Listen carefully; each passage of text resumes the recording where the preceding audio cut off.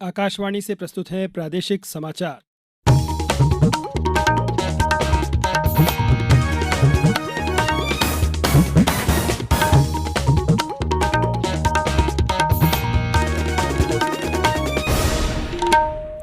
नमस्कार, समाचारों के साथ मैं नवनीत चौबे। सबसे पहले इस बुलेटिन के मुख्य समाचार।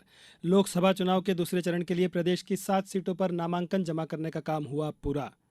आम चुनाव के लिए भाजपा, कांग्रेस सहित सभी दलों ने चुनाव प्रचार किया तेज।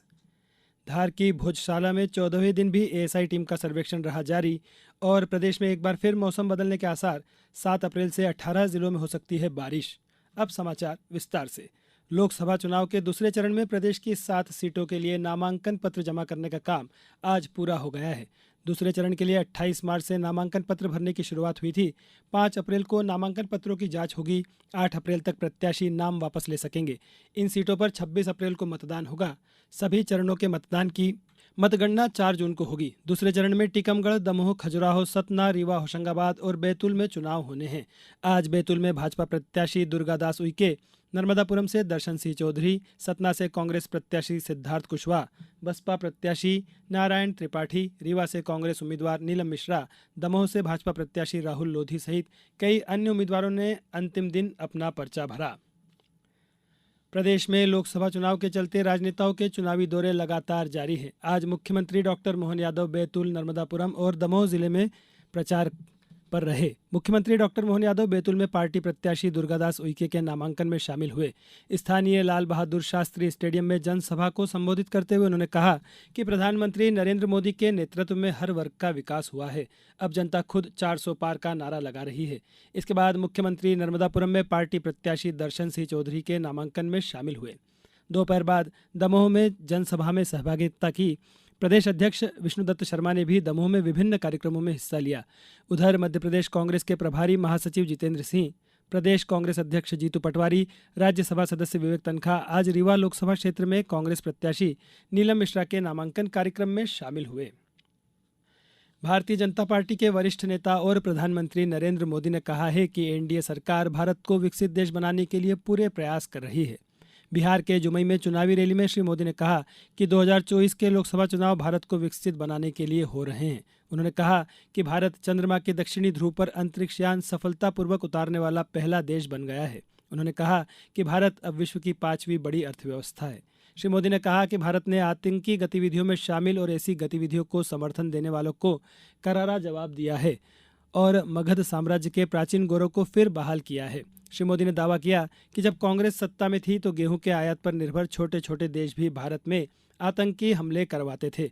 उन्होंने जमीन के बदले नौकरी के घोटाले का भी जिक्र किया, जिसमें राजद अध्यक्ष लालू प्रसाद आरोपी हैं। भारतीय जनता पार्टी की चुनाव घोषणा पत्र समिति की बैठक नई दिल्ली के पार्टी मुख्यालय में हुई। समिति लोकसभा चुनाव के लिए पार्टी के घोषणा पत्र को अंतिम रूप देगी। भाजपा के वरिष्ठ नेता और केंद्रीय मंत्री राजनाथ सिंह की अध्यक्षता में 27 सदस्यीय समिति की यह दूसरी बैठक है। बैठक में पार्टी के वरिष्ठ नेता और केंद्रीय मंत्री निर्मला सीतारामन, अश्विनी वैष्णव, किरेन रिजिजू और अन्य नेताओं ने भाग लिया। इस बीच लोकसभा चुनाव के लिए कांग्रेस पार्टी कल अपना घोषणा पत्र जारी करेगी। ये समाचार आप आकाशवाणी भोपाल से सुन रहे हैं। हमारे समाचारों को अब आप कभी भी और कहीं भी अपनी सुविधा के अनुसार सुन सकते हैं। ये समाचार बुलेटिन YouTube, ट्विटर और फेसबुक पर AIR न्यूज भोपाल पेज पर भी सुने जा सकते हैं। इसके अलावा आप हमारी वेबसाइट newsonair.nic.in पर अथवा AIR न्यूज ऐप पर भी समाचार सुन सकते हैं। समाचारों में एक बार फिर आपका स्वागत है। प्रदेश में इन दिनों मतदाता जागरूकता के लिए कई प्रयास किए जा रहे हैं। छिंदवाड़ा में मतदाता जागरूकता अभियान के अंतर्गत आज शिक्षा विभाग द्वारा बाइक रैली निकाली गई। बीआरसी कार्यालय से रैली का शुभारंभ हुआ। सतना शहर में लोकसभा चुनाव के मतदान दिवस 26 अप्रैल की जानकारी देने विशाल एयर बैलून संयुक्त कलेक्ट्रेट भवन से मुक्त आकाश में लगाया गया। देवास जिले के विभिन्न स्थानों पर वोटर सेल्फी पॉइंट बनाए गए हैं। जिले के विकास खंड टोक खुर्द शासकीय उत्कृष्ट विद्यालय में मानव श्रृंखला बनाकर मतदाताओं को जागरूक किया गया। खंडवा संसदीय क्षेत्र में 13 मई को मतदान होगा। जिले में 100% मतदान के लिए ग्राम मदनी में रंगोली बनाकर मतदान को लेकर जागरूक किया गया। ग्राम खेड़ी में मेहंदी प्रतियोगिता आयोजित की गई। ग्राम पंचायत 6 गांव माखन टाकली मोरी धनगांव में मतदान की शपथ दिलाई गई। सागर में खेल परिसर में मतदाता जागरूकता कार्यक्रम आयोजित किया गया। इसके अंतर्गत यूथ चला बूथ रैली का आयोजन किया गया। शहडोल जिले में खड्डा गांव में शहडोल कमिश्नर और एडीजी के नेतृत्व में कैंडल मार्च निकालकर मतदान का संदेश दिया गया। योग गुरु भी मतदाताओं को जागरूक करने के अभियान में जुट गए हैं। गांधी स्टेडियम और जिला अस्पताल परिसर में लगने वाली योग क्लास में लोगों को मतदान का महत्व बताया गया और उनके 19 अप्रैल को मतदान करने की अपील की गई। कांग्रेस की वरिष्ठ नेता सोनिया गांधी और केंद्रीय मंत्री अश्विनी वैष्णव ने आज राज्यसभा सांसद के रूप में शपथ ली। राज्यसभा के सभापति जगदीप धनखड़ ने उन्हें शपथ दिलाई। 12 अन्य नवनिर्वाचित राज्यसभा सांसदों ने भी शपथ ली।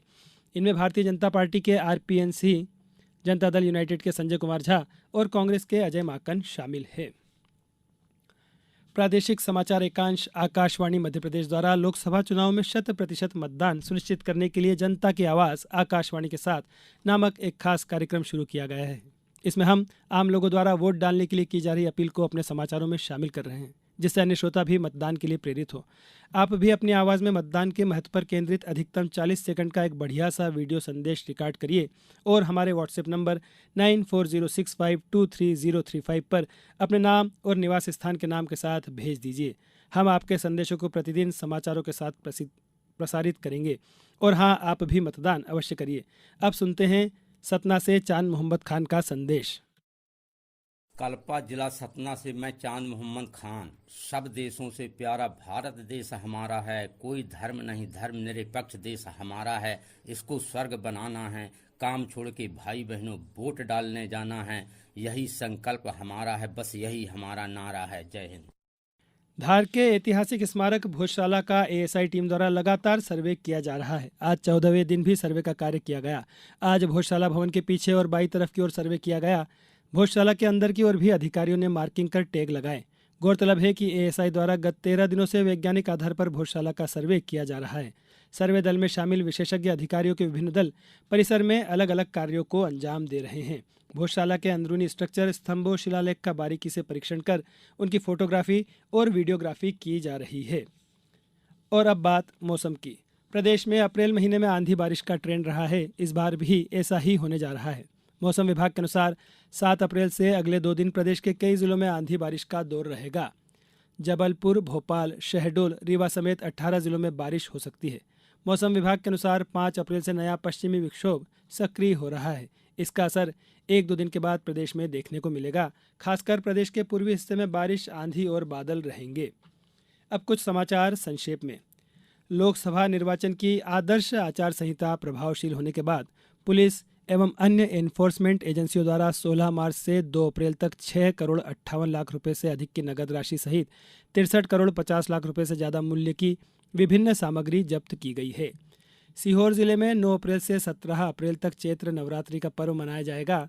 जिले के सलकनपुर में प्रसिद्ध देवी धाम मंदिर में व्यवस्था के लिए कलेक्टर प्रवीण सिंह ने विभिन्न विभागों के अधिकारियों की ड्यूटी लगाई है। और पर्यावरण की सुरक्षा को दृष्टिगत रखते हुए आगरमालवा कलेक्टर राघवेंद्र सिंह ने संपूर्ण जिले में खेतों में नरवाई जलाना प्रतिबंधित किया है। आदेश का उल्लंघन करने पर 2,500 रुपये से 15,000 रुपये तक का जुर्माना वसूल किया जाएगा। इस बुलेटिन में बस इतना ही। नमस्कार।